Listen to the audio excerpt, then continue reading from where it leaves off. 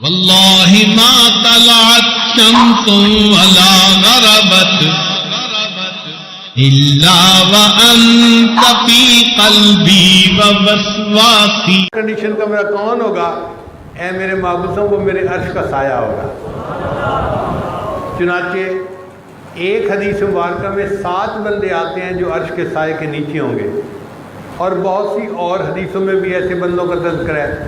اب اگر ان تمام کو یکجا کیا جائے تو ذرا سن لیجئے کون کون بندے قیامت کے دن عرش کے سائے کے نیچے ہوں گے. مجھے لگتا ہے کہ مجمع میں سے ہر بندہ قیامت کے دن عرش کے سائے کے نیچے ہوگا. سب سے پہلے امام عادل، جو بندہ حکمران ہو اور عدل و انصاف کی زندگی گزارنے والا ہو، اللہ تعالیٰ اس کو قیامت کے دن عرش کا سایہ عطا فرمائیں گے. پھر شاب نشأ فی عبادت اللہ، وہ نوجوان جو جوانی میں اللہ کی عبادت کرتا ہو.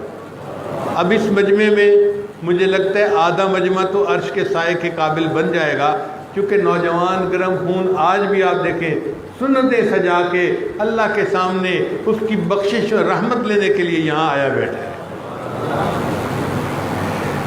پھر تیسرا، جس بندے کا دل مسجد میں اٹکا رہتا ہو، یہ جو ذاکر اور صوفی لوگ ہوتے ہیں نا، ان کا دھیان مسجد کی طرف ہی رہتا ہے، ایک نماز پھر دوسری نماز پھر تیسری نماز. تو نوجوان تو پہلے ہی عرش کے سائے میں آ گئے تھے، اب اللہ نے بوڑھوں کے لیے بھی راستہ ہموار کر دیا. پھر وہ 2 شخص جو ایک دوسرے سے اللہ کے لیے محبت کرتے ہوں. اب جو مرید کو شیخ سے محبت ہوتی ہے وہ کس کے لیے ہوتی ہے؟ اللہ کے لیے. اس کا مطلب یہ ہے کہ اس محبت کی وجہ سے اللہ مرید اور پیر دونوں کو عرش کا سایہ عطا فرمائیں گے. اگر یہ معیار لکھیں تو مجھے لگتا ہے کہ پورا مجمع قیامت کے عرش کے سائے کے نیچے ہوگا.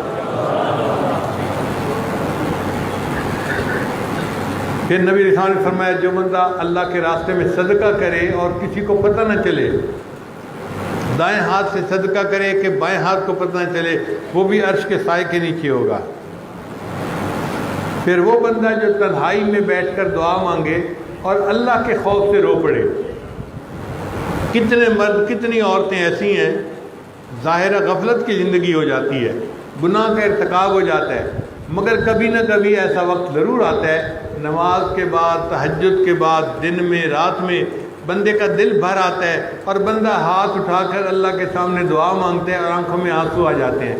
ایسا مرد اور ایسی عورت جس کی آنکھ سے اللہ کے خوف کی وجہ سے آنسو بہا، یہ اللہ تعالیٰ قیامت کے دن عرش کا سایہ عطا فرما دیں گے. پھر کوئی مرد کسی عورت کو گناہ کی طرف بلائے اور عورت کہنے میں اللہ سے ڈرتی ہوئی انکار کر دے، تو یہ عورت بھی قیامت کے دن عرش کے سائے میں ہوگی. یا کوئی عورت مرد کو بلائے اور انسان مرد گناہ کر انکار کر دے تو یہ مرد بھی قیامت کے دن عرش کے سائے کے نیچے ہوگا. پھر اگر کسی نے کسی سے قرضہ لیا اور مقروض جو ہے وہ قرضہ ادا نہیں کر پا رہا اور قرضہ دینے والا اس کو کہتا ہے کہ کوئی بات نہیں تم سہولت سے دے دینا، میں سختی نہیں کرتا، تو مقروض کو سہولت کا ٹائم دینے والا یہ بھی قیامت کے دن عرش کے سائے کے نیچے ہوگا.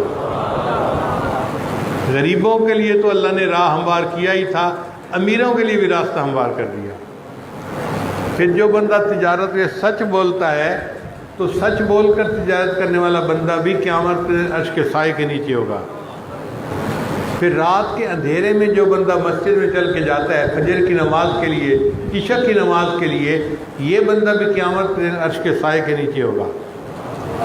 پھر یتیم کی پرورش کرنے والا، ہمارے گھروں میں بہت سارے گھر ایسے ہوتے ہیں جن میں بھائی کا بیٹا، بہن کا بیٹا جو یتیم ہو گیا تھا یا ماں فوت ہو گئی تھی تو دوسرے اس کی پرورش کرتے ہیں.